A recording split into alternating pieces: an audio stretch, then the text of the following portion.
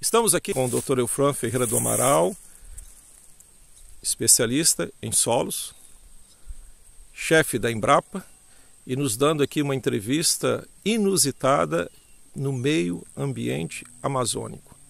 E a pergunta que nós gostaríamos de deixar, que o Dr. Eufran ensinasse a todos os nossos telespectadores, o que a sua área, especialmente, pode contribuir em termos de futuro? E onde estão os gargalos?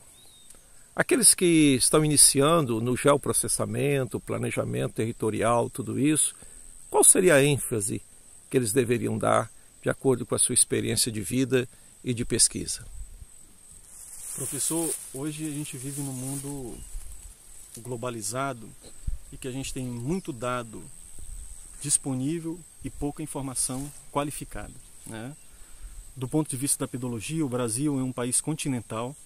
Aqui na Amazônia, os estudos mais detalhados que nós tivemos em solos ainda são da década de 70 e nós precisamos ter mapas de solos mais detalhados.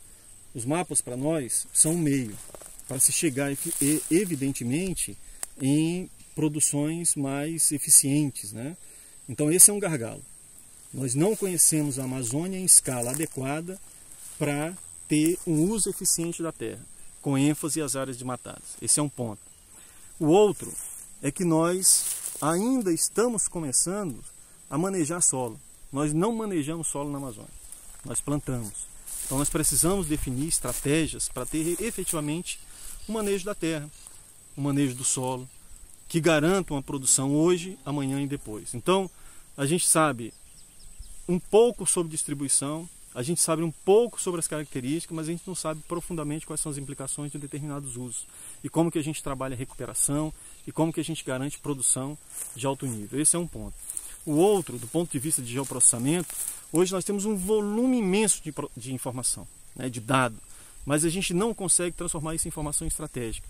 A gente precisa ter pessoas que saibam pensar e olhar o futuro e fazer as perguntas corretas, né? O geoprocessamento é uma ferramenta excelente para planejar, para tomar decisão, mas no entanto, tem um professor amigo meu que fala, geoprocessamento é assim, às vezes lixo entra e lixo sai. Se a gente não tem informação qualificada sendo produzida na ponta, as ferramentas de geoprocessamento em nada vão adiantar para responder as perguntas. Então a gente precisa ter efetivamente pessoas qualificadas trabalhando para ter um maior conhecimento da base de solos que a gente tem aqui na região. A gente precisa ter pessoas trabalhando essas bases, transformando, decodificando essa informação, quer seja em mapas, em zoneamentos específicos, né, pedoclimáticos, zoneamento de risco climático, né, integrando com outras informações e indo além do mapa, da trincheira em si. Ou seja, como é que a gente olha essa informação pedológica, como é que a gente integra com outras áreas e como é que a gente olha aquele território pensando no futuro, mas tomando a decisão agora, né?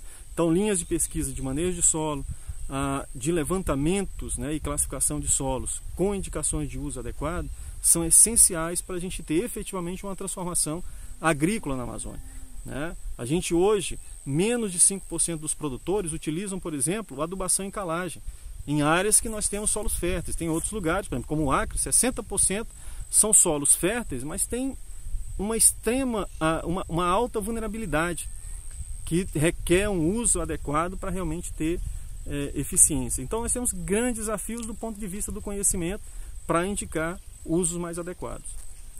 Doutor Eufran, vou fazer ao nosso amigo doutor uma pergunta um pouquinho capciosa.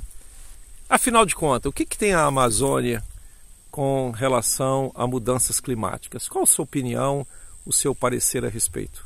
Professor, eu sou um amazônida, sou um acreano e eu falo sempre para os meus colegas, né, alunos, professores. Quer falar de mudança climática na Amazônia? Pergunta para o índio, pergunta para o seringueiro, pergunta para o produtor rural. Nós já estamos vivendo isso. Há um processo de mudança. Antes, nós tivemos no Acre, né, aqui em Roraima a gente tem muito mais incêndios florestais hoje, mas até 2005 no Acre nós nunca tínhamos tido incêndios florestais. Hoje a floresta está mais seca, e hoje a gente começa a ter, todo ano, incêndios florestais. Tem uma queimada, o fogo entra na floresta e a floresta virou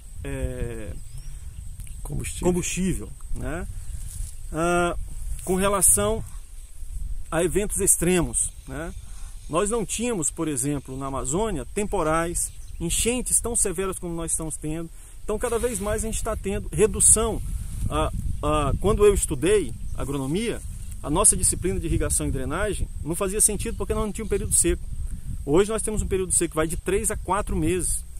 Né? Tem lugares que não tem mais como produzir sem ter irrigação. Então, há um processo de mudança. Né? Há céticos que não acreditam nisso, mas eu, como Amazônia, vejo esse processo de mudança. Agora, a Amazônia é parte do problema, porque sente as consequências, mas também é parte da solução.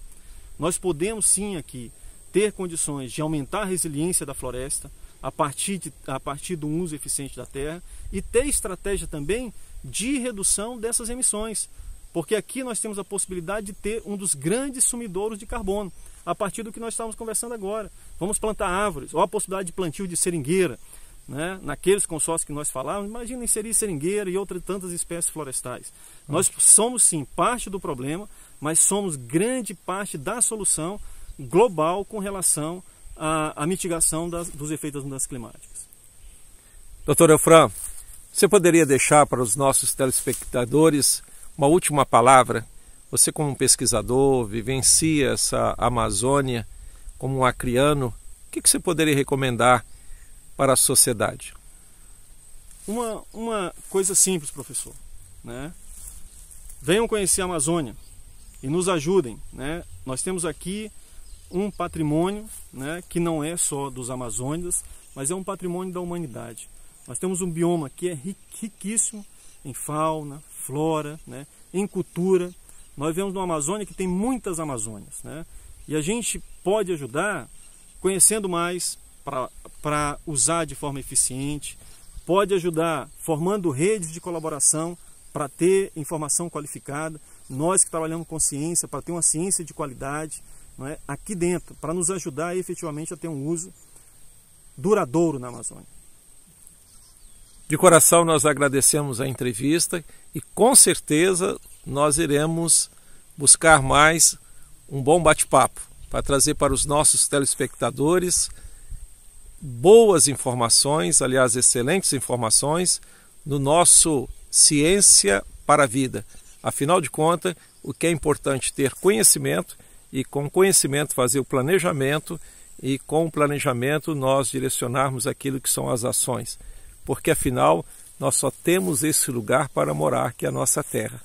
Agradecemos de coração, Dr. Eufran, e fique à vontade para suas últimas palavras. Professor, eu agradeço, né? Para mim, eu tenho uma honra de tê-lo tido como meu orientador e eu sou muito grato na minha vida por isso. E agradeço também à Universidade de Viçosa por fazer parte da minha formação e desejo sucesso ao programa. Ok. A todos, aguardem novos episódios, novas entrevistas do nosso Ciência para a Vida, buscando especialistas que possam trazer informações para a melhoria das nossas condições ambientais e para a sustentabilidade de todos os biomas. Muito obrigado.